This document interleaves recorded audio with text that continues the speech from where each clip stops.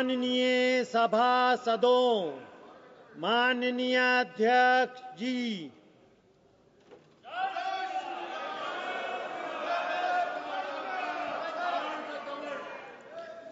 प्रश्नकाल question number 241 भाऊ साहेब Rajaram वाकाचोरे. Yes, sir. 241. Question number 241. After question over. Question number 241. After question over.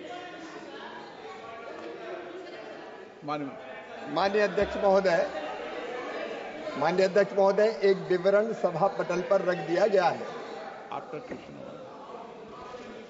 माननीय अध्यक्ष जी, सर्वप्रथम मैं आपके माध्यम से माननीय ऋषि एवं किसान कल्याण मंत्री शिवराज सिंह अभी कुछ हुआ नहीं, उसके पहले ही धन्यवाद प्रकट करता हूँ. अभी जब होगा, विषय होगा, जब आएंगे ना, ऐसे नहीं है. उनका अभी विषय आएगा जब, कल अभी तो सालों हैं, अभी तो जनगणना होने दो, उसके बाद देखते हैं. उन्होंने मेरे प्रश्न का विस्तार पर जो जवाब दिया है, जानकारी दी है, उससे स्पष्ट है वो किसानों के लिए आर्थिक उत्थान. माननीय सदस्य, अभी कोई विषय नहीं, कोई तर्क नहीं, कोई मुद्दा नहीं, अभी कोई जनगणना हुई नहीं, विषय नहीं आया, उसके पहले उस विषय को ले रहे. क्यों ले रहे? नहीं, गलत तरीका है आपका. कोई विषय हो, मुद्दा हो, कोई बात हो. महोदय नहीं, प्लीज. महोदय, मैं आपने इस प्रश्न के संदर्भ में माननीय मंत्री महोदय से जानना चाहूंगा कि प्रधानमंत्री फसल बीमा योजना, जो दुनिया की सबसे बड़ी फसल बीमा योजना है, इस योजना के लागू होने से अब तक किसानों द्वारा कितना प्रीमियम दिया गया है और कितने किसानों को कितनी राशि दी गई है, और साथ ही पूर्व फसल बीमा योजना की तुलना में प्रधानमंत्री फसल बीमा योजना में क्या सुधार किए गए हैं और प्राकृतिक आपदा के कारण पीड़ित किसानों के लाभ के लिए क्या प्रावधान है.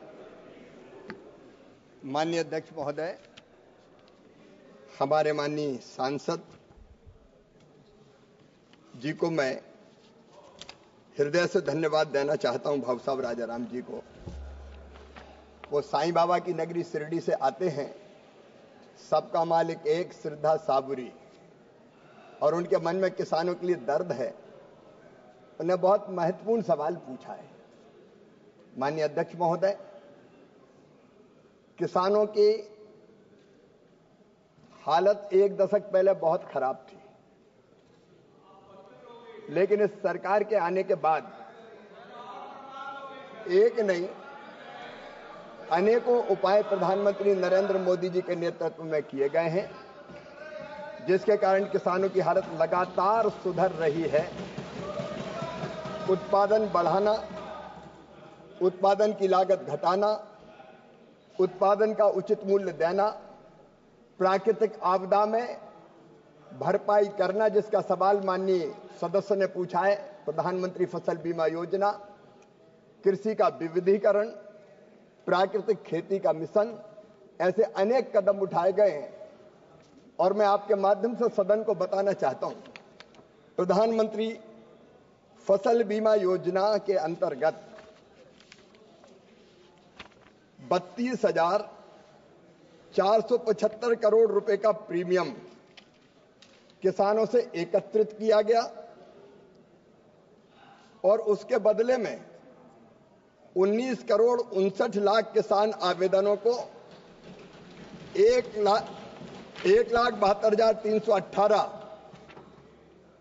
1,72,318 करोड़ रुपए के दावों का भुगतान किया गया, जो किसानों से एकत्रित किए गए प्रीमियम से 5 गुना अधिक है. माननीय अध्यक्ष महोदय, माननीय सदस्य ने एक और महत्वपूर्ण सवाल पूछा है. फसल बीमा योजना पहले भी थी, लेकिन वो डिफेक्टिव थी. उसमें कई परिवर्तन किए गए. जैसे पहले प्रावधान था, राष्ट्रीय कृषि बीमा योजना में क्या 100% क्षति होगी तब राज्य और केंद्र सरकार दावे की भुगतान की राशि का वहन करेंगे, और उसमें अनावश्यक देरी होती थी. कभी राज्य का पैसा नहीं आया, कभी केंद्र का पैसा नहीं आया. प्रधानमंत्री फसल बीमा योजना में संपूर्ण जोखिम बीमा कंपनी को वहन करना होता है. मैं माननीय सदस्य महोदय को बताना चाहूंगा, फसल बीमा योजना की इकाई पहले तहसील हुआ करती थी, गांव नहीं होता था, पंचायत नहीं होती थी। और तहसील की इकाई होने का मतलब यह है कि अगर एक गांव के किसानों की फसल बर्बाद हो जाए तो राहत नहीं मिलेगी, 10 गांव के किसानों की फसल बर्बाद हो जाए तो राहत नहीं मिलेगी, जब पूरी तहसील के किसानों की फसल बर्बाद होगी तब राहत मिलेगी। मतलब एक गांव 10 गांव के किसानों की फसल खराब हो तो वो भगवान से प्रार्थना करे कि सबकी खराब हो जाए तो हमें राहत मिलेगी। प्रधानमंत्री जी के नेतृत्व में यह फैसला किया कि प्रधानमंत्री फसल बीमा योजना में बीमा की इकाई ग्राम पंचायत को बना दिया गया, गांव को बना दिया गया, ताकि गांव में नुकसान हो तो दावा मिल जाए। माननीय अध्यक्ष महोदय, पहले ऋणी किसान आवश्यक रूप से फसल बीमा योजना उनको करवाना पड़ता था, आवश्यक थी उनके लिए। अब ये ऋणी हो चाहे गैर ऋणी हो, उनको स्वैच्छिक कर दी गई है, उनकी मर्जी, वो कराए चाहे ना कराए। और स्थानीय आपदा पहले सम्मिलित नहीं थी, अब स्थानीय आपदा को भी सम्मिलित करने का इसमें प्रावधान माननीय अध्यक्ष महोदय किया गया है। और इससे बढ़ के एक बात यह तय की है कि पहले हम कहते थे केंद्र सरकार के राज्य सरकार अपना हिस्सा देगी तब केंद्र पैसा जारी करेगी, अनावश्यक देरी होती थी। अब हमने तय किया है कि राज्य का पैसा देर से भी आए तो केंद्र सरकार का पैसा तुरंत किसान के खाते में डाल दिया जाएगा ताकि तत्काल उसको राशि मिल जाए। और एक प्रावधान और माननीय सदस्य महोदय, मैं उनको बताना चाहता हूं, मैं उनको बताना चाहता हूं कि अगर बीमा कंपनी अनावश्यक भुगतान में देर करेगी तो 12% ब्याज किसान को उसको देना पड़ेगा। अनेकों ऐसे उपाय किए गए माननीय अध्यक्ष महोदय। ओके, माननीय सदस्य सप्लीमेंट्री। मेरी दूसरी सप्लीमेंट्री किसानों के वित्तीय सहायता बची नहीं सप्लीमेंट्री, कोई पूछ लो आप। हाँ सर, उनकी आर्थिक किसानों की जो आर्थिक स्थिति है से संबंधित है। एनसीआरबी की रिपोर्ट के अनुसार देश के कृषि क्षेत्र से जुड़े अनेक लोगों ने आत्महत्या की है।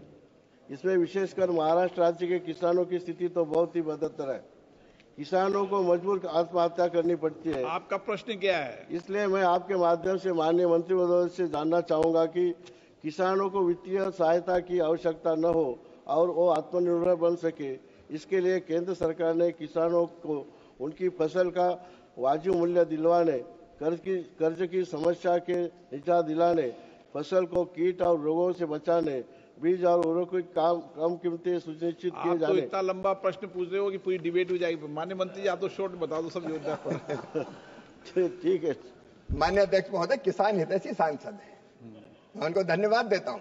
बड़ा व्यापक प्रश्न उन्होंने पूछा है। आप व्यापक जवाब मत देने लगे। अब प्रश्न व्यापक है माननीय अध्यक्ष महोदय, तो मैं क्या कर सकता हूं? और माननीय सदस्य बहुत सारे उनने पूछा है तो इतनी योजनाएं माननीय अध्यक्ष महोदय, प्रधानमंत्री किसान सम्मान निधि, इसलिए कि छोटे किसान को दिक्कत ना हो कृषि आदानों को देने में। किसान क्रेडिट की राशि अभी तो 3 लाख से बढ़ा के 5 लाख रुपया कर दी गई ताकि प्राइवेट किसी हमारे व्यापारी से जाके उनको पैसा ना लेना पड़े। उर्वरक सब्सिडी माननीय अध्यक्ष महोदय, मैं बधाई दूंगा प्रधानमंत्री नरेंद्र मोदी जी को, 1,95,000 करोड़ रुपया फर्टिलाइजर की सब्सिडी किसानों को देने का काम इस सरकार ने किया है। प्रधानमंत्री फसल बीमा योजना का विवरण मैंने अभी यह माननीय अध्यक्ष महोदय दिया है। सूक्ष्म सिंचाई योजना है, नए उन्नत बीज हम आईसीआर के माध्यम से तैयार करके किसानों को देने का प्रयास कर रहे हैं। कृषि का मैकेनाइजेशन है, जब नुकसान हो जाए तो उसकी भरपाई का प्रावधान है।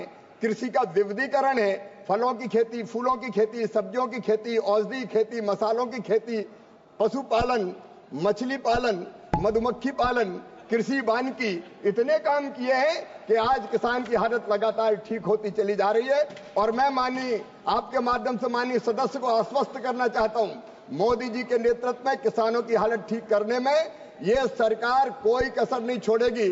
और अब माननीय अध्यक्ष महोदय, मैं भी आज से ग्रस्त आश्रम से वानप्रस्थ आश्रम में जा रहा हूं। आज मेरे बेटों की शादी का रिसेप्शन है, सबको मैंने निमंत्रित किया है। कल से मैं वानप्रस्थी हो जाऊंगा और पूरा समय किसानों की सेवा में लगाऊंगा, क्योंकि उनकी सेवा ही मेरे लिए भगवान की पूजा है। श्री लुम्बाराम चौधरी, लुम्बाराम जी। माननीय अध्यक्ष महोदय, आपने मुझे पूर्व प्रश्न के बोलने की अनुमति देने पर मैं बहुत बहुत धन्यवाद देता हूं। मैं माननीय प्रधानमंत्री महोदय नरेंद्र मोदी जी को बहुत बहुत धन्यवाद देता हूं कि आपने 1 जुलाई 2015 को प्रधानमंत्री सिंचाई योजना, प्रति बूंद अधिक फसल योजना लागू करके देश के किसानों को आय बढ़ाने का जो काम किया है, वह कम पानी वाले राज्यों को ड्रिप, स्प्रिंकलर और फवारा सिंचाई प्रभावी लागू करके किसानों को आय बढ़ाने के साथ साथ में पानी की बचत की है। उसके लिए माननीय प्रधानमंत्री महोदय, आदरणीय कृषि मंत्री महोदय, कृषि राज्य मंत्री को बहुत बहुत धन्यवाद देता हूं।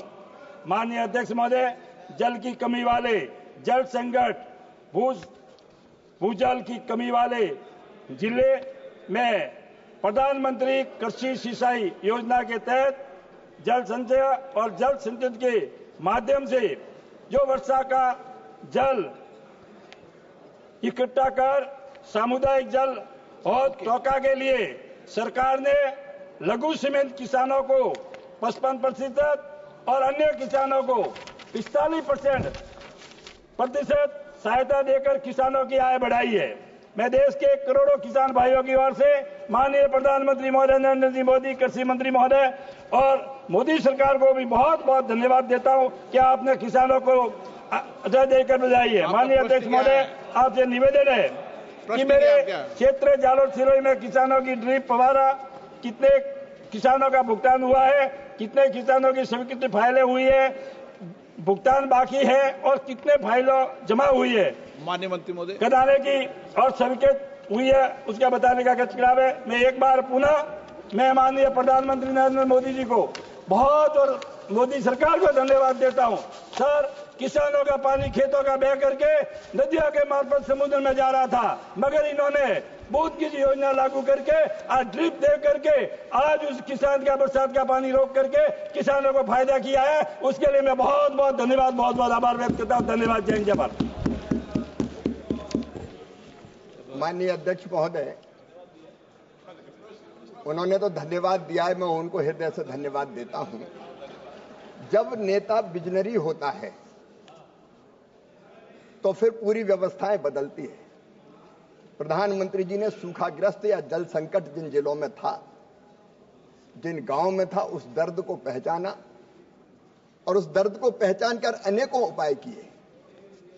एक खेत का पानी खेत में, गांव का पानी गांव में, अनेकों जल संरचनाएं बनाने के अभियान चले।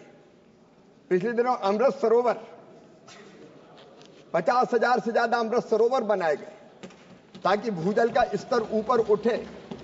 और माननीय अध्यक्ष महोदय, पर ड्रॉप मोर क्रॉप, हर एक पानी की बूंद का ठीक ढंग से उपयोग हो, इसके लिए सूक्ष्म सिंचाई योजना बनाई गई। और उसके कारण मुझे बताते हुए प्रसन्नता है माननीय अध्यक्ष महोदय, पर ड्रॉप मोर क्रॉप के अंतर्गत ये दो अभी लगभग 96,97,000 हेक्टेयर क्षेत्र को कवर किया गया है।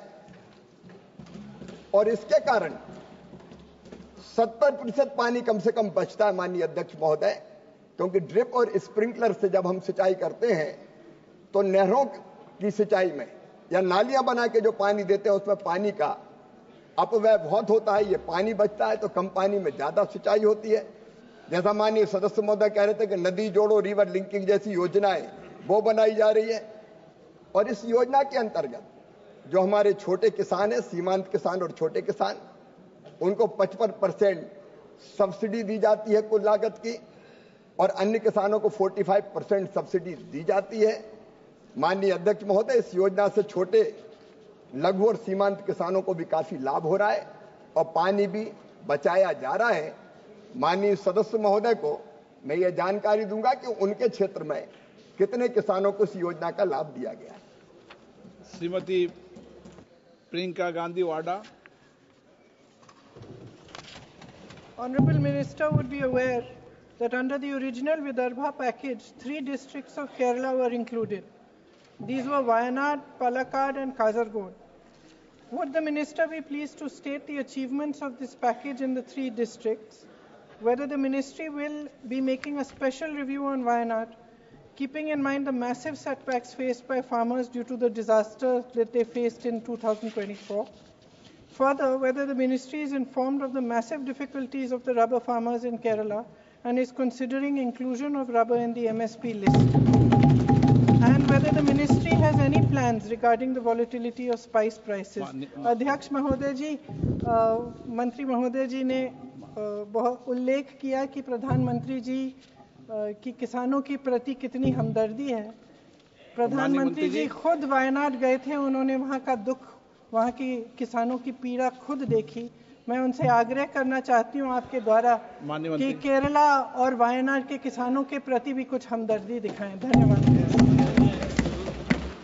माननीय अध्यक्ष महोदय, किसान किसान हैं, चाहे वो केरल का हो चाहे वो कर्नाटक का हो, हम सब भारत मां के लाल हैं, भेदभाव का कोई सवाल नहीं है।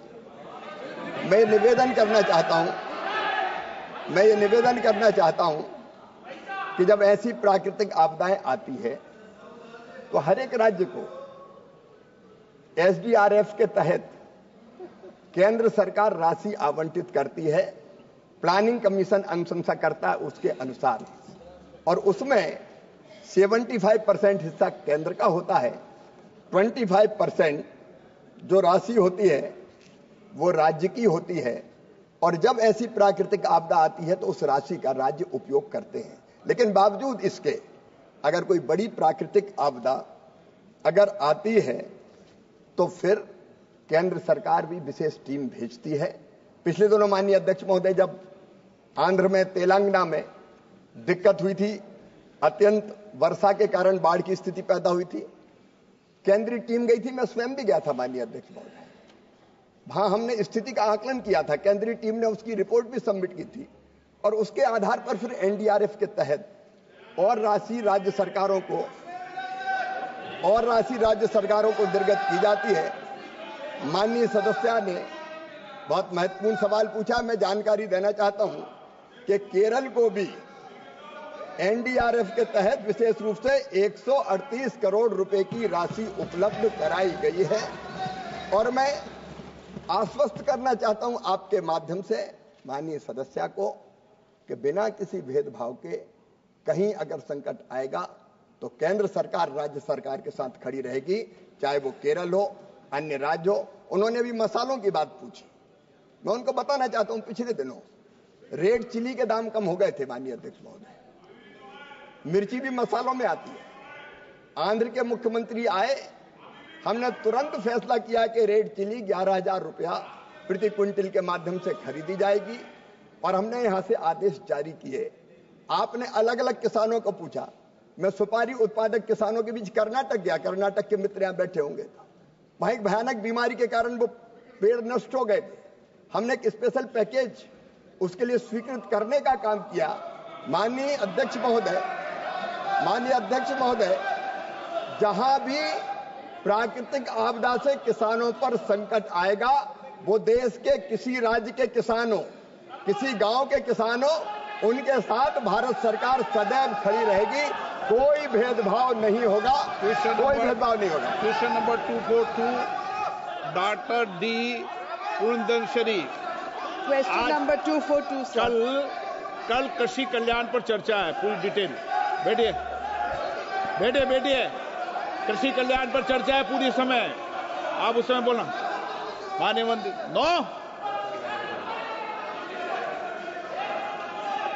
माननीय अध्यक्ष महोदय, विवरण सभा पटल पर माननीय सदस्य। Sir, AgriStack is a transformative initiative, sir, which is aimed at digitizing agriculture and ensuring targeted benefits to the farmers. Even in my own state of Andhra Pradesh, just as the minister has mentioned, out of 60,02,607 farmers, sir, 37,65,463 farmers are registered on this portal, sir. However, sir, we need to understand that about 80% of our farmers are small and marginal, and scalability is a challenge that we face under this initiative.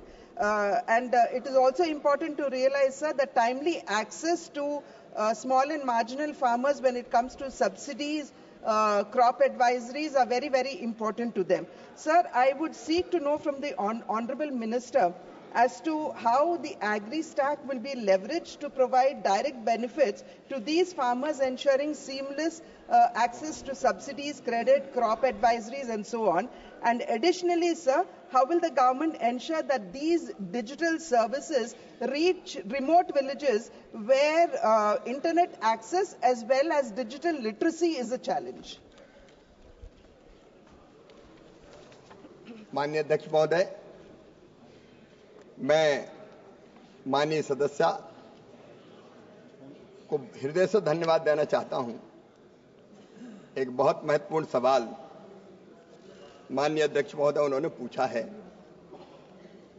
एक जमाना था माननीय अध्यक्ष महोदय, तब किसानों तक अलग अलग योजनाओं का लाभ पहुंचाने में बहुत दिक्कत और परेशानी होती थी, क्योंकि हमारे पास विश्वसनीय डेटा होते नहीं थे।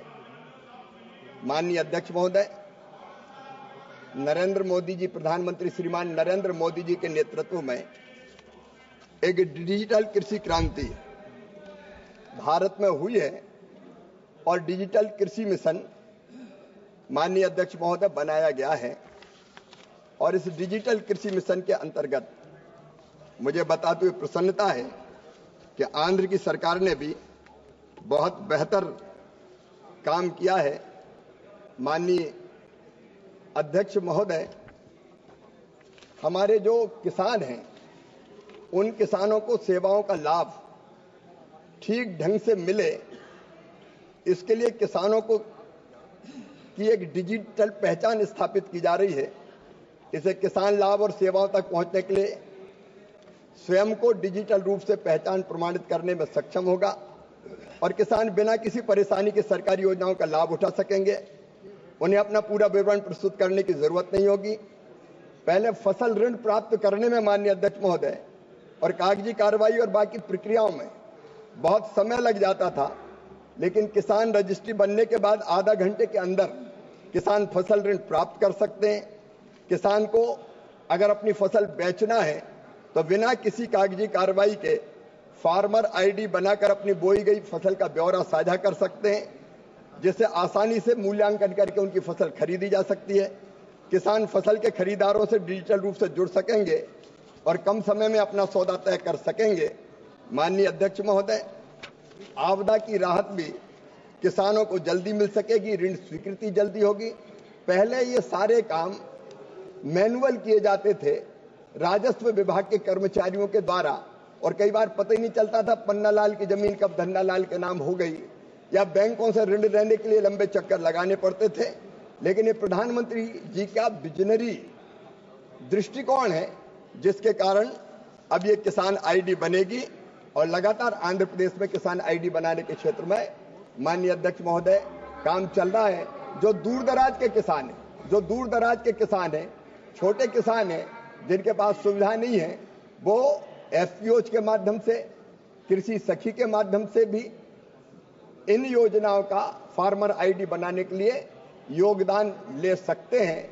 और आंध्र प्रदेश की सरकार को मैं बधाई देना चाहूंगा कि फार्मर आईडी बनाने में उन्होंने बहुत अच्छा काम किया है और बचे हुए शेष किसानों को भी शीघ्र फार्मर आईडी उनकी बना दी जाएगी, इससे जोड़ दिया जाएगा। Honorable Member Supplementary. Sir, I would seek to know from the Honorable Minister whether farm laborers would be included in the farm registry under agri-stack, sir, as they remain excluded and they miss out on the various welfare schemes. Similarly, sir, a large section of our farmers are tenant farmers, and more particularly in my state of Andhra Pradesh, about 37% of our farmers are tenant farmers, and they face difficulties in accessing agricultural benefits. Therefore, sir, I would like to know from the Honorable Minister the measures that are being taken to ensure the inclusion of farm laborers as well as tenant farmers, so that they are not deprived of the benefits of the various agricultural interventions. माननीय अध्यक्ष महोदय, ये बहुत महत्वपूर्ण सवाल है। हमारे देश में कई किसान ऐसे हैं जो स्वयं खेती नहीं करते, पट्टों पर अपनी जमीन जो कृषि श्रमिक हैं या खेती करने वाले दूसरे साथी उनको दे देते हैं। और ये बात सच है कि ऐसे किसानों को कई बार शासकीय योजनाओं का लाभ नहीं मिल पाता, उनको खाद की जरूरत है, उनको बीज की जरूरत है, प्राकृतिक आपदा में नुकसान की भरपाई होना है, तो उनको इन चीजों का लाभ, योजनाओं का लाभ नहीं मिलता। मैं माननीय आपके माध्यम से माननीय सभापति महोदय, मैं विद्वान सदस्य को बताना चाहूंगा कि किसान रजिस्ट्री शुरू में तो भूमि मालिक किसानों के लिए शुरू की गई थी, उनको शामिल किया गया, लेकिन राज्यों को हमने आग्रह किया कि चरणबद्ध तरीके से इसमें बटाईदारों को, काश्तकारों को और मजदूरों को किसान रजिस्ट्री में वो शामिल करें, जिसका प्रावधान पहले से ही एग्री स्टैक में किया गया है। एक बार जब इन सभी किसानों के लिए किसान आईडी सक्रिय हो जाएगी तो विभिन्न लाभार्थी योजना और सेवाओं के लिए उनकी पात्रता डिजिटल रूप से सक्षम हो जाएगी। माननीय सभापति महोदय, राज्य सरकार इसके लिए अपनी नीति बना सकती है कि वो बटाईदार और टेनेंट किसानों को भी शामिल करने का काम करेंगे, और केंद्र सरकार इसके लिए राज्य सरकारों को पूरा समर्थन देने के लिए प्रतिबद्ध है। हम राज्य सरकारों की पूरी मदद करेंगे। Allow Sri Krishna. I should thank the minister, sir, at the speed at which he has come forward and helped the chili farmers when they're in the dire straits, sir. And because of him, the prices have been stabilized, and he has very positively put the MSP at 11,700 rupees, sir. It's a very good move, sir. Thank you very much. And extending on the same question as my colleague has just asked, sir, initiatives like AgriStack and Farmer Digital Identities promise to uplift the land-owning farmers, but tenant farmers, either in cotton, chilies or paddy, they are the ones in Andhra Pradesh who cultivate almost 65 to 70% of the land, sir. So realizing this, our Honorable Chief Minister has pushed forward legislation so that they can be also empowered, sir. And myself, I have moved a private member's bill in that direction, sir. So in this context, I want to again ask you, sir, whether the government plans to integrate tenant farmers into the digital public infrastructure for the agriculture, sir. माननीय सभापति महोदय, जैसा मैंने पहले बताया कि tenant किसान या पट्टे पर जमीन लेकर काम करने वाले, खेती करने वाले किसान महत्वपूर्ण है, उनको कई योजनाओं का लाभ नहीं मिलता। राज्य सरकारों ने अपने अपने यहाँ अलग अलग नीतियां बनाई हैं, और राज्य सरकार की नीतियों के अनुसार केंद्र आवश्यकता पड़ने पर उनको सहायता करेगा। उन्होंने बहुत वाजिब सवाल पूछा, हम जरूर इस पर विचार करेंगे कि सभी शासकीय योजनाओं का लाभ केंद्र सरकार की टेनेंट किसानों को कैसे दिया जाए। राज्य सरकारों के साथ परामर्श करके, बातचीत करके हम इस दिशा में सार्थक कदम उठाने का प्रयत्न करेंगे। श्रीमती मल्लिका देवी। Sir, what are the type of complaints against the technical administrative process to make sure that the timely cards are given to the farmers? And if yes, what are the types of complaints and how are they being solved presently? Thank you.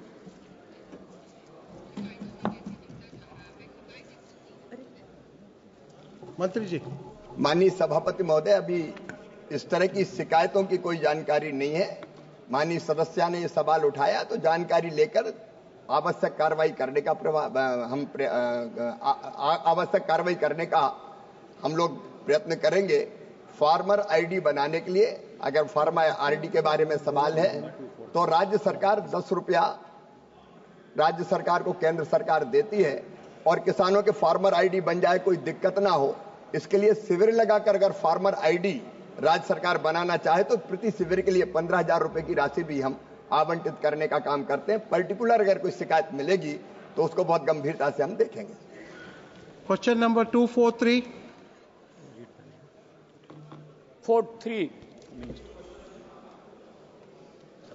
Supplementary.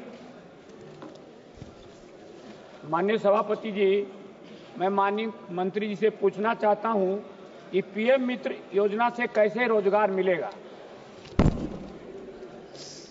सभापति महोदय, हमारे आगे माननीय शिवराज जी बैठे, ये test match के player हैं, तो मैं तो टेस्ट मैच का प्लेयर नहीं हूं, मैं 2020 का प्लेयर हूं।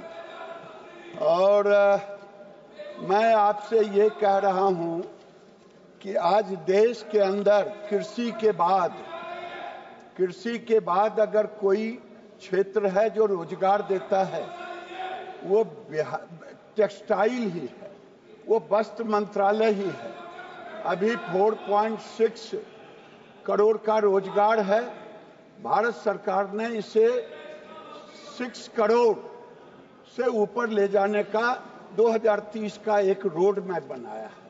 महोदय, पीएम मित्र से पूछे गए माननीय सदस्य को मैं कोटि से धन्यवाद दूंगा कि देश के अंदर अब तक जो रहा वो छोटे पार्कों से बनाया जाता था।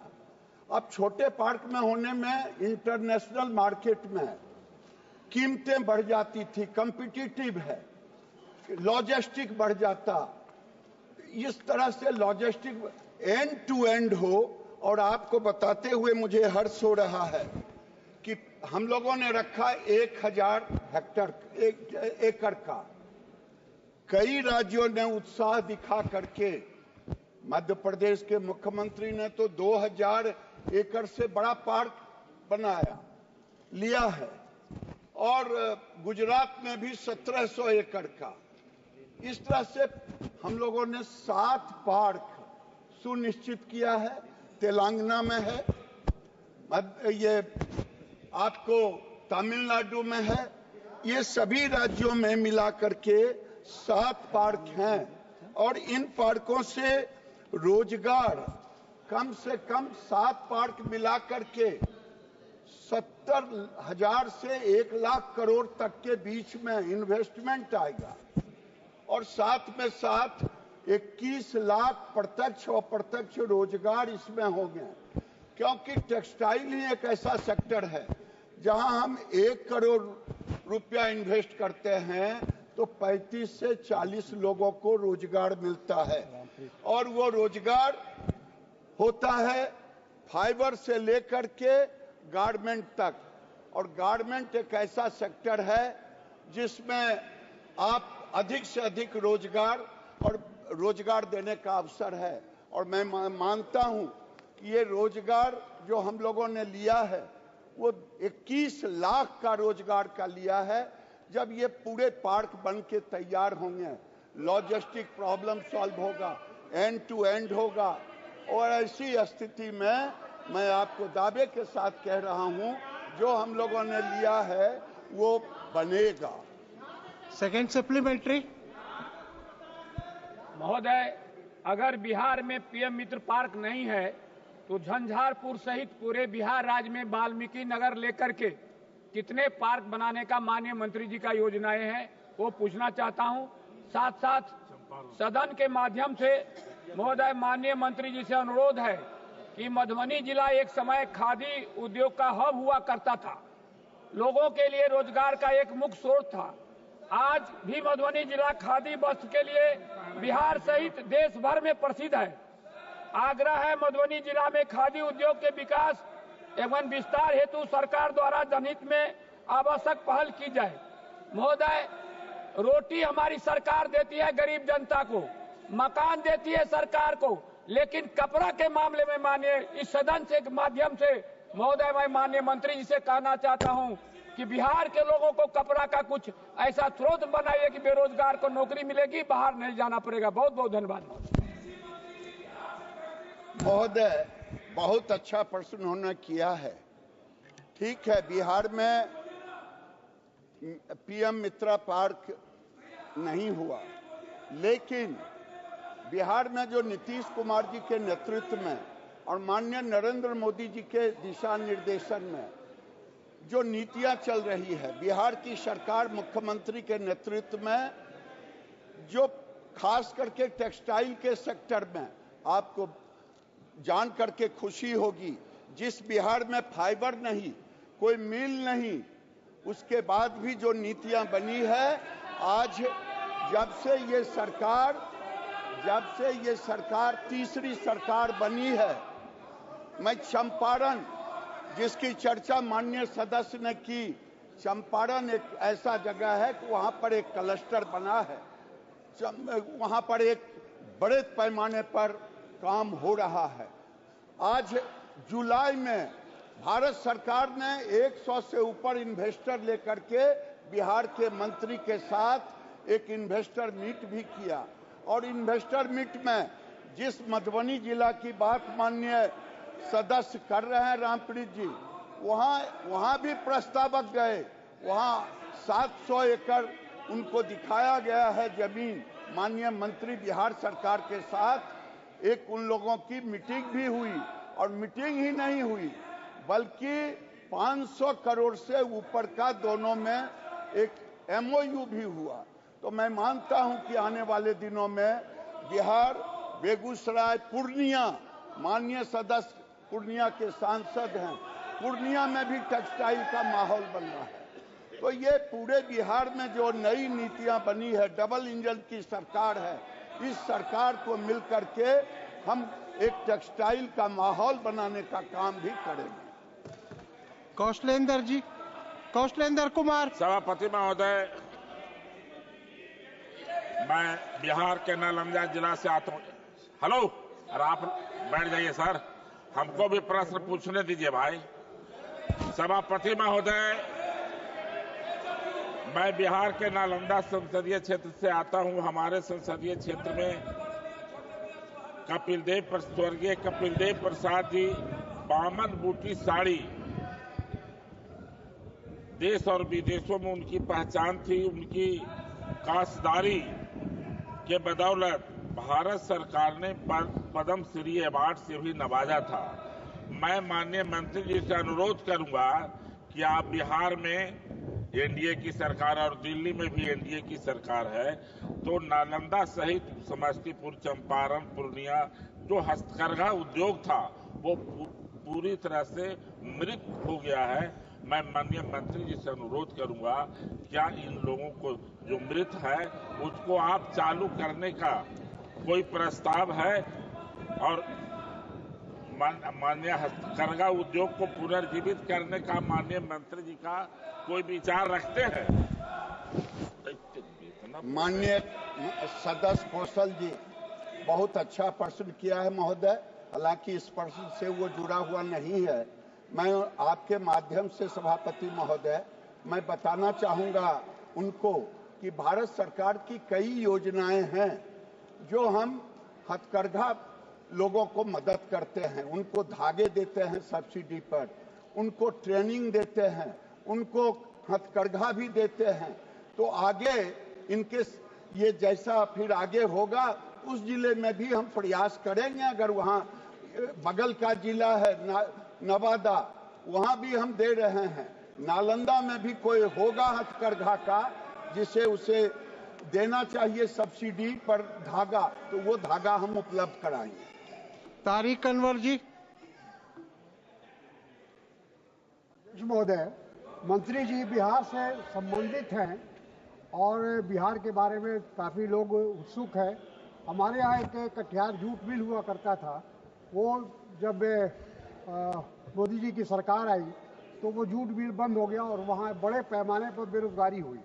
तो मैंने पत्र भी लिखा है मंत्री जी को कि जूट पर आधारित पार्क, एक जूट पार्क बनाने की ज़रूरत है। और जूट हमारे क्षेत्र में किसानों का जो प्रमुख उत्पादन है वो जूट है और आज वहाँ तमाम जूट मिलें बंद हो चुकी है और अब कोई लोग किसानों के पास कोई दूसरा मंत्री जी नहीं है। इसलिए मैं चाहूँगा कि वहाँ कटिहार में करीब 50 एकड़ से ज़्यादा ज़मीन है, जूट पर आधारित एक पार्क बनाने की क्या मंत्री जी सोचेंगे, विचार करेंगे? सभापति महोदय, वैसे तो इस प्रश्न से उसका कोई लेना देना नहीं है, लेकिन माननीय सदस्य तारिक साहब बड़े पुराने हैं, शायद ये भूल गए हैं कि ये कटिहार का जूट मिल मोदी जी के काल में बंद नहीं हुआ है, ये इनके काल में बंद हुआ है। ये भूल गए और ये भूल गए हैं और जब ये योजना बनेगी तो फिर पुनर्जीवित किया जाएगा। संजय जायसवाल जी। सभापति महोदय, माननीय मंत्री जी ने स्वयं स्वीकार किया है कि मेरे जिले में भी एक पीएम मित्रा के लिए आवेदन आया था, पर वह नहीं हो सका। लेकिन ये जो scheme for integrated textile park है, भाजपा बनी ही है अंत्योदय के लिए। बिहार इस देश में सबसे पीछे छूटा हुआ राज्य है, क्योंकि कांग्रेस और राष्ट्रीय जनता दल के 15 साल के कुशासन में हम 1947 की स्थिति में पहुंच गए थे। सारे उद्योगपतियों को भगा दिया गया, सारे व्यवसायियों को भगा दिया गया था। आज हम बिहार फिर से आगे नीतीश कुमार जी के राज में उठना चाह रहा है, एनडीए के राज में उठना चाह रहा है। माननीय प्रधानमंत्री जी ने स्वयं मेरे डिस्ट्रिक्ट मजिस्ट्रेट को पूरे देश के सभी चीफ सेक्रेटरी के सामने प्रेजेंटेशन कराया कि चनपटिया मॉडल आइडियल मॉडल है, जिसमें बाहर से आए हुए कोविड के समय के मजदूरों को हम लोगों ने पीएमईजीपी के तहत 280 उद्योग स्थापित किया। आज बिहार में लेदर एंड टेक्सटाइल पॉलिसी भी आ गई है। तो क्या माननीय मंत्री जी, पश्चिम चंपारण में जो हमने एक नया SEZ भी बनाया है और वहां पर सारे कोविड के मजदूरों को आज हम व्यवसायी बना करके वहां पर उद्योगपति बना करके वहां पे वो कमा रहे हैं, तो क्या उनके लिए कोई माननीय गिरिराज जी कोई उसके लिए भी प्रयास करेंगे कि पश्चिम चंपारण में वह उद्योग और ज्यादा बढ़ सके? माननीय सभापति महोदय, बात सही कहा माननीय जायसवाल जी ने कि माननीय मुख्यमंत्री के नेतृत्व में जब पूरा देश कोविड से त्रस्त था, तो माननीय मुख्यमंत्री के दिशा निर्देशन में वहां पर यह काम शुरू हुआ और आज एक अच्छा माहौल बना है चनपटिया में। अब मैं इतना ही कहूंगा कि राज्य सरकार के साथ मिलकर के हम लोग कुछ वहां बेहतरी के लिए राज्य सरकार से बात करेंगे। Shri Anil Desai. Thank you, Chair. Sir, I would like to ask the Honorable Minister through you. Sir, this based on Honorable PM's 5F vision, from farm to fiber, to factory to fashion to foreign, this PM Mitra, ये जो योजना बनी थी, इस योजना में काफ़ी बहुत सारे ध्येय थे और उसकी पूर्ति के लिए बहुत सारी बातें आई थी सामने। 7 स्टेट्स सिलेक्ट हुए थे, उसमें महाराष्ट्र भी था। महाराष्ट्र के अमरावती में टेक्सटाइल पार्क पीएम मित्रा के तहत करना था। And the basic this thing was infrastructure development, enhancing the textile ecosystem, and the main aim was also to see that unemployment is addressed. 20 lakh jobs were to be created, and 70 lakh 1,000 crores investment was to be attracted. I would like to ask माननीय सदस्य प्रश्नकाल महाराष्ट्र के अमरावती जिले में जो textile park है उसकी situation क्या है, क्योंकि वहां पे शुरुआत तो आपने की लेकिन वो उसी तरह से है जहां से शुरुआत हुई थी। तो महाराष्ट्र के लिए ये जो 10,000 करोड़ की इन्वेस्टमेंट आनी थी, what is the situation about that? Thank you. माननीय अध्यक्ष जी, माननीय अनिल जी ने बहुत माकूल प्रश्न किया है। मैं उनको बताना चाहूंगा कि 13 राज्यों ने 18 आवेदन दिए थे मित्रा पार्क के लिए। 7 उसमें चयनित हुई क्योंकि कैबिनेट से पहली बार मेगा टेक्सटाइल पार्क का निर्णय प्रधानमंत्री के नेतृत्व में लिया गया, क्योंकि देश और दुनिया से हम कम्पीट नहीं कर रहे थे। उसमें से 2 ब्राउन है, एक अमरावती और एक तेलंगाना का। ऐसी स्थिति में मैं आपसे इतना ही कहूंगा कि अमरावती में प्रधानमंत्री जी ने फाउंडेशन किया और 111 करोड़ का टेंडर हो गया है। और मैं पूरा सदन के सामने रखता हूं कि ये जो मेरे 7 के 7 पार्क हैं उसमें कई सारी चीजें हैं जिसे करना पड़ता है राज्य सरकार को।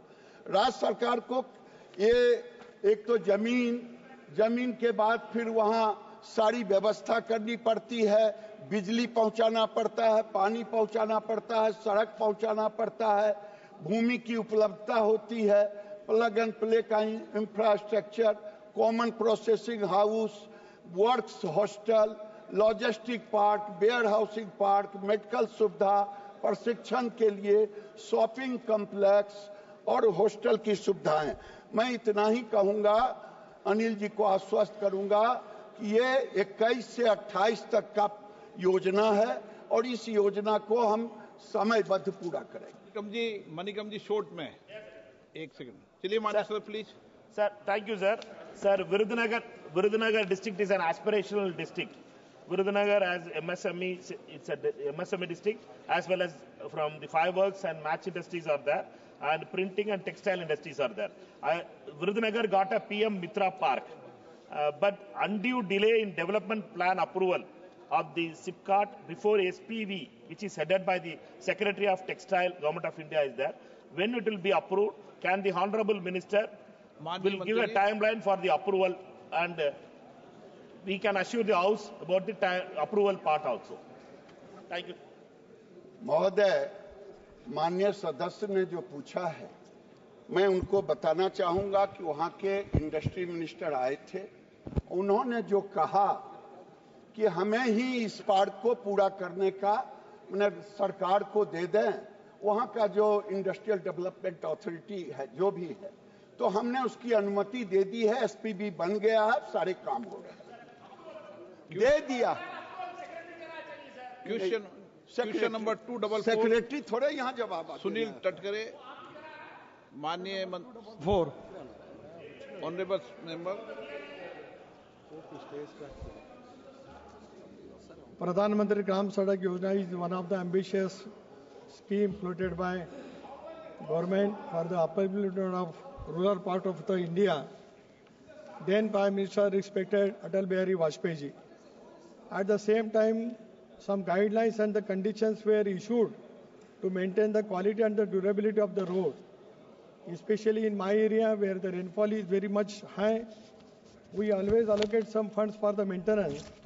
I would like to ask Honorable Minister, how many funds will be provided for the repairing of the roads constructed under Pradhan Mantri Gram Sadak Yojana in Konkan, which are damaged due to heavy rain, one, and needs to be investigated where the road quality is not being maintained.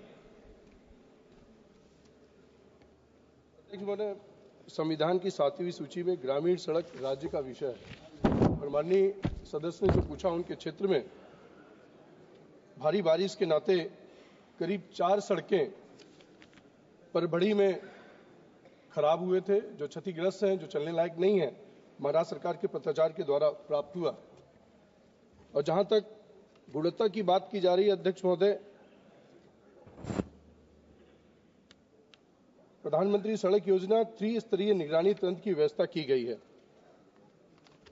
पहले में implementation unit में, दूसरे स्तर पर एसक्यूएम state quality monitor तथा तीसरे स्तर पर एनक्यूएम नेशनल क्वालिटी मॉनिटर्स में।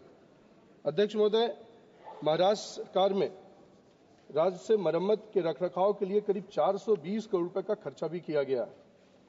माननीय सदस्य जी के क्षेत्र में अगर कोई विशेष सड़क क्षतिग्रस्त की बात होगी तो वो लिखित तौर पर देंगे, उस पर जांच कराकर हम लोग सरकार से बात करके उसको मरम्मत कराने के लिए और कार्रवाई करने का काम करेंगे। Honourable member supplementary. Respected sir, प्रधानमंत्री जनजाति आदिवासी नया महाअभियान, this is also most ambitious scheme floated by under the leadership of Narendra Ji Modi ji. So I would like to ask Honorable Minister for this. Again, the target has been given for the every parliamentary constituency, especially my constituency, sir, tribal. So it needs to be given more kilometers to be sanctioned. And Pradhan Mantri Gram Sadak Yojana Section 4 is also submitted to the government of the India. That sanction should be get at earliest. So both the request what I made on the behalf of my people of the constituency, I request Honorable Minister to give earliest sanction for that. माननीय अध्यक्ष महोदय, मैं आपके माध्यम से सदन को ये बताना चाहता हूं कि आजादी के 75 वर्ष बाद भी कई विशेष रूप से कमजोर जनजातीय समूह पीवीडीजी जो विकास एवं आधारभूत सुविधाओं से वंचित रह गए हैं, आदरणीय प्रधानमंत्री मोदी जी ने पीएम जन योजना का शुभारंभ किया और इसका लक्ष्य था ऐसे 75 समूहों को पीवीटीजी का सर्वांगीण विकास एवं आधारभूत सुविधाओं को सुदृढ़ करना। लगभग 24,000 करोड़ रुपए के बजट वाले इस मिशन में करीब 9 प्रमुख मंत्रालय सम्मिलित हैं और इसमें सड़क, दूरसंचार, कनेक्टिविटी, बिजली, स्वच्छ पेयजल, शिक्षा, स्वास्थ्य, पोषण और सतत आजीविका के अवसर। हमारे मंत्रालय को पीएम जन के तहत सड़क और आवास की जिम्मेदारी दी गई है। सड़क के क्षेत्र में करीब 8,000 किलोमीटर की सड़कों का लक्ष्य निर्धारित किया गया है। अध्यक्ष महोदय, इसके अलावा PMSY 4 में हमने आदिवासी गांवों को शेड्यूल 5 एरिया के लिए 250 प्लस जनसंख्या का प्रावधान किया है। जो भी प्राप्त बसौटे बची हैं उसको PMSY 4 में लेने का प्रयास किया जाएगा। ये महाराष्ट्र से संबंधित प्रश्न है, इसलिए छोड़ देते, अगली बार ले लेंगे। ओके, मैं जानता हूं। क्वेश्चन के सुरेश जी। ओके, बैठिए Premachandran ji. Thank you speaker sir. No, मान्य, आप डिबेट मत करो। K Suresh sir, thank you speaker sir. Honorable Minister, in his reply, maintenance of the roads constructed under the program of PMJSY, the state government is responsibility for the maintenance and repair. So, the state, due to the financial constraint, state government is not ready to repair and reconstruct the PMJSY road. I would like to ask Honorable Minister through you, sir, the repair and reconstruction also taken by Government of India, Ministry of Rural Development. Hundreds of, not only thousands of PMJSY roads are not trafficable now. State government is not taken for the repair and reconstruction. So I would like to ask the Honorable Minister through you, sir, whether this repair and reconstruction responsibility also taken by Government of India. Good question. अध्यक्ष महोदय, ये राज्य का विषय है, लेकिन फिर भी सदस्य ने पूछा है तो मैं बताना चाहता हूं कि प्रधानमंत्री सड़क जो है, हमारी प्रधानमंत्री सड़क योजना के अंतर्गत जो भी सड़कें हम बनाते हैं उसका 5 साल तक रखरखाव करने की जिम्मेदारी उस ठेकेदार की होती है जो ठेकेदार उस टेंडर को पाता है, और उसके बाद हम लोग राज्य सरकारों को दे देते हैं, कहीं कहीं और भी विभागों को दे देते हैं। ऐसा कोई प्रस्ताव अभी हमारे मंत्रालय में नहीं पड़ा हुआ है कि इसका रखरखाव 10 साल के बाद हम लोग करें। Question number 245 Shri Ravindra Dattaram Waikar. धन्यवाद अध्यक्ष महोदय। अध्यक्ष महोदय, क्वेश्चन नंबर बोले पहले। 245 अध्यक्ष पटल पे रख। धन्यवाद अध्यक्ष महोदय। मैं सरकार और मंत्री जी का धन्यवाद देता हूं। उन्होंने 50 में से 12 टेक्सटाइल पार्क और एक PM मित्र पार्क महाराष्ट्र को दिया है। अध्यक्ष महोदय, महाराष्ट्र में 1982 में हमारे यहाँ एक टेक्सटाइल हब होता था, गिरन गांव बोला जाता था। उसमें स्ट्राइक हुआ, संप हो गया और वहां के मजदूर बेरोजगार हो गए। उसके माध्यम से मेरा प्रश्न है, मैं आपके माध्यम से माननीय मंत्री जी से ये जानना चाहता हूं कि मुंबई जो देश के वस्त्र उद्योग का एक महत्वपूर्ण केंद्र था, वहां scheme for integrated textile park यानी SITP के तहत पिछले 5 वर्षों में कुल कितने टेक्सटाइल पार्क स्वीकृत किए गए हैं, जिसके अतिरिक्त मुंबई और MMR रीजन में स्थित पुरानी मिलों, बुनाई इकाइयों और अन्य पारंपरिक कपड़ा व्यवसाय को पुनर्जीवित करने के लिए सरकार द्वारा अब तक क्या ठोस कदम उठाए गए हैं? अध्यक्ष महोदय, माननीय सदस्य को धन्यवाद दूंगा। वैसे तो मैं 50 के 50 पार्क का सूची उसमें उत्तर में डाल दिया हूं, लेकिन ये बताना चाहूंगा कि ये मोदी जी को धन्यवाद मैं देता हूं कि ये पार्क 2005 से शुरू हुआ और 2005 से शुरू हुआ और उस समय अध्यक्ष महोदय 98 पार्क को इन्होंने आवेदन लिया और अंत में आते आते 50 पार्क बचा। और जब से भारत सरकार नरेंद्र मोदी जी के नेतृत्व में है, हमने उसमें से 10 साल में 8 पार्क को पूरा कर दिया और 5 पार्क को इस बार हमने 34 करोड़ रुपया उसके किस्त को दिया है और 7 लोगों ने मांगा था, 7 में से 5 को हमने देने का काम किया। Okay, supplementary. अध्यक्ष महोदय, मैंने मुंबई के बारे में कहा था, जो मेल मजदूर बेरोजगार हो गए थे, उसके बारे में कहे। आपका समय कम है। मैं सप्लीमेंट्री दूसरा प्रश्न पूछना चाहता हूं कि भारत सरकार द्वारा वस्त्र उद्योग के लिए लागू की प्रोडक्शन लिंक इंसेंटिव योजना में रुपए 300 करोड़ के विवेश और 600 करोड़ के न्यूनतम टर्नओवर की शर्तें हैं, मध्यम एवं लघु उद्योग के लिए चुनौतीपूर्ण साबित हो रही है, जिससे वे इस सरकारी योजना का लाभ उठाने में संघर्ष कर रहे हैं। मैं माननीय मंत्री से जानना चाहता हूं कि पीपीपी मॉडल को बढ़ावा देने के लिए क्या सरकार इन शर्तों को संशोधित करके ये लिमिट कम करने पर विचार करेगी, ताकि अधिक से अधिक पीएलआई योजना का लाभ उठा सके, और क्या सरकार ऐसे छोटे उद्योगों के लिए क्लस्टर आधारित टेक्सटाइल पार्क स्थापित करने की कोई योजना पर विचार कर रही है क्या? महोदय, ऐसे तो इनका प्रश्न उससे जुड़ा हुआ नहीं है, लेकिन माननीय सदस्य ने पूछा है तो बता देना उचित होगा। ये नेशनल टेक्सटाइल मिशन जो टेक्निकल टेक्सटाइल है, ये भारत के अंदर नहीं था। नरेंद्र मोदी जी के आने के बाद एक मिशन के रूप में लिया गया और 3 बिलियन से ऊपर हम एक्सपोर्ट कर चुके हैं। और माननीय नरेंद्र मोदी जी के नेतृत्व में हमने टेक्निकल टेक्सटाइल एंटिटी मिशन लिया, उसमें पीआईएल लिया, और पीआईएल में हमने 1000 करोड़ रखा है। 1400 करोड़, 1000 नहीं 1400 करोड़। ठीक है। 1400 करोड़ अभी रखा है, 10,000 करोड़ का है टोटल। ठीक है। श्री राजेश वर्मा। धन्यवाद अध्यक्ष महोदय। मैं आपके माध्यम से माननीय मंत्री जी से जानना चाहूंगा, हमारे देश के यशस्वी प्रधानमंत्री नरेंद्र मोदी जी की अगुवाई में टेक्सटाइल के क्षेत्र में हमारा देश बहुत प्रगति कर रहा है, लेकिन वहीं मेरे गृह जिला भागलपुर में जो सिल्क सिटी के नाम से जाना जाता है, उस गृह जिला में 50,000 से ज्यादा प्रशिक्षित बुनकर आज अपने व्यवसाय के लिए संघर्ष कर रहे हैं। मैं माननीय मंत्री जी से जानना चाहता हूं कि क्या यान बैंक को लेकर उनका कोई वहां पर प्रस्ताव है, क्योंकि यान बैंक हो जाने से मील से जो सूता आता है, जो यान आता है, वो उसको उस रेट में वहां के बुनकरों को मिल पाएगा जो पहले हैंडलूम के लिए मिलता था। क्या पावरलूम के लिए भी वो सुनिश्चित किया जाएगा और यान बैंक की स्थापना वहां की जाएगी? मैं यही माननीय मंत्री से पूछना चाहता हूं। बहुत धन्यवाद। माननीय अध्यक्ष महोदय, माननीय राजेश जी को धन्यवाद दूंगा। इनकी कंस्टिट्यूएंसी खगड़िया है, लेकिन भागलपुर से आते हैं और भागलपुर सिल्क सिटी के रूप में जाना जाता है।